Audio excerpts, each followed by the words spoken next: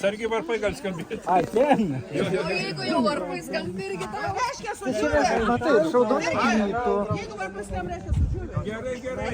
Aš viską žinau apie varpą. Kuriam Faina. Apie varpas ir apie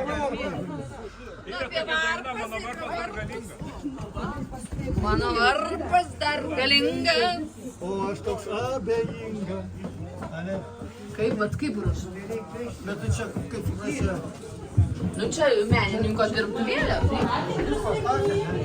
Jo, Praktikai laimė neša niekada nekitų. Čia tas princesas uždarydavo, pamatėlį šaunų piešdavo. Čia žiūrėkit, galim pasipalikti. A nekabėtų? Žiūrėkit, ieškau.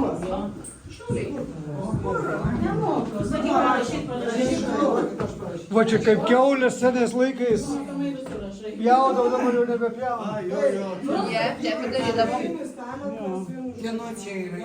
Jo mamos. Čia jo mamos. Nes braižas man kita. Bet labai braižas.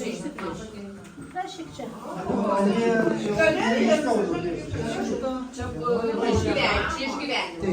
Nu, irgi prie tos undinės. Šiaulių? Va, už krūties kažkas yra. Šiauliukai. Vartai iš jų. Nu, ant rūras gali dėti ranką. Joliai, ne? Va, taip.